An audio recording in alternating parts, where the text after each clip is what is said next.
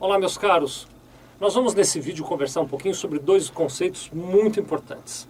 Talvez pelo tamanho do vídeo, que não é grande, você não ache esses conceitos tão importantes, mas eu posso assegurar a você que eles são muito importantes.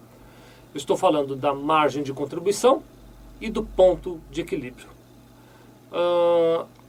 Para conceituar, e eu gosto sempre de dar a versão simplificada dos conceitos, né? E aí depois você pode, a partir dessa versão simplificada, se aprofundar na matéria. Mas para conceituar bem isso, vou pedir a ajuda do nosso querido Felipe. Ele vai botar aqui para nós uma tabela para fazer uma introdução do assunto. Imagine que uma determinada empresa tem um produto X. Esse produto pode ser alguma coisa que ela fabricou, pode ser alguma coisa que ela comercializa ou pode ser algum serviço que ela presta, por exemplo. Mas enfim, ela tem lá esse produto X. Vamos imaginar que o custo unitário de compra desse produto X custa R$10.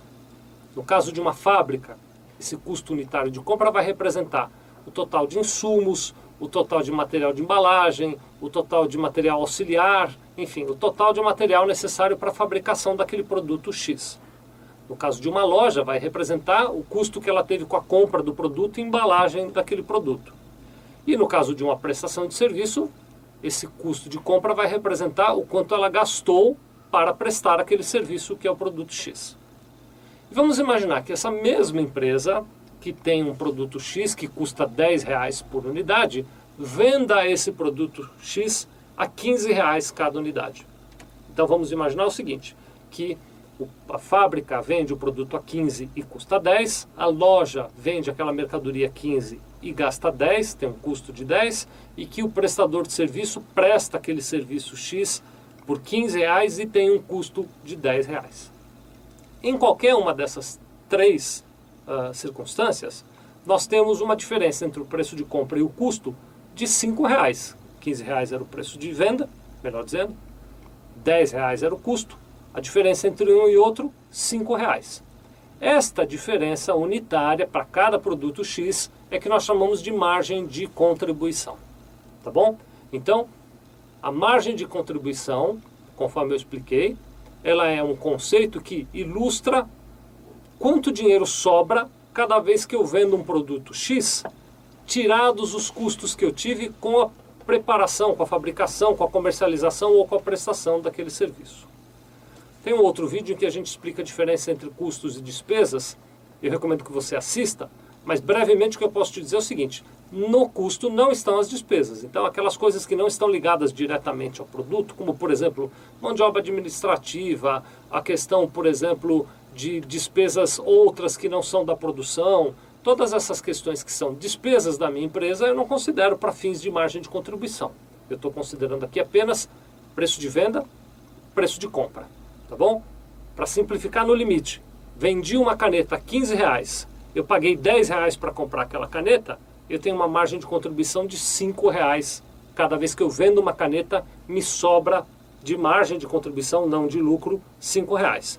Por que eu estou dizendo, podemos tirar já a tabela, viu, Felipe? Por que eu estou dizendo que não sobra de lucro R$5?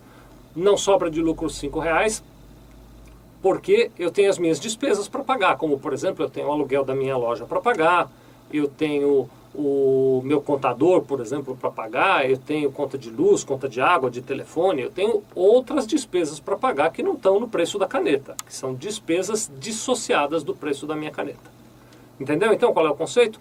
A margem de contribuição é, se eu não tivesse mais nada para pagar, comprei a caneta por 10, vendi a 15, ela me deu R$5 de margem de contribuição. Vamos dar um passo adiante. O Felipe vai botar a segunda tabela aqui para a gente e nós vamos falar sobre o ponto de equilíbrio. Vamos imaginar que numa determinada empresa, deixa eu dar uma coladinha aqui na minha tabela porque eu não lembro os números em detalhes. Também nem são números tão complicados, né? Dá até vergonha ter esquecido, mas vamos lá. Vamos imaginar o seguinte, que numa determinada empresa, o total daquelas despesas, o meu aluguel, mais a minha conta de água, a conta de luz, o meu contador, deu um total lá de R$20 mil. Meu contador cobra caro, viu? Todo o resto é baratinho, mas o mais caro aí é o meu contador. Então imagine o seguinte, o total das minhas despesas deu R$20 mil. Nós já sabemos que cada vez que eu vendo um produto X, eu tenho uma margem de contribuição de R$5. Cada vez que eu vendo um produto X, me sobra R$5. Se eu conheço o total das minhas despesas de 20 mil, eu faço o seguinte, eu pego o total das minhas despesas, divido pela margem de contribuição unitária do meu produto, R$5, e eu acho o que a gente chama de ponto de equilíbrio. Na minha empresa, o ponto de equilíbrio acontece quando eu vendo 4.000 unidades do produto X. E eu só vou começar a ter lucro depois dessas 4.000 unidades. Então quer dizer o seguinte, que as primeiras 4.000 unidades que eu vendi daquele meu produto X só servem para eu pagar a minha despesa. Eu começo a ter lucro com aquele produto X na medida em que eu vender acima de 4.000 unidades. Ficou claro esse conceito? Bom, agora você precisa, a parte mais difícil vai ficar para você. Você precisa pegar esta realidade, aplicar à sua empresa e começam as complicações, porque às vezes você tem um produto X, um Y e o Z. E aí você precisa fazer um mix para descobrir, por exemplo, que você tem que vender 1.000 unidades do X, 1.000 unidades do Y e 3.000 unidades do Z para fechar as contas aí da tua empresa. Então agora eu acho que você vai ter que fazer um trabalhinho de casa para pôr uma aplicação prática para esse conceito que eu te passei. Muito obrigado.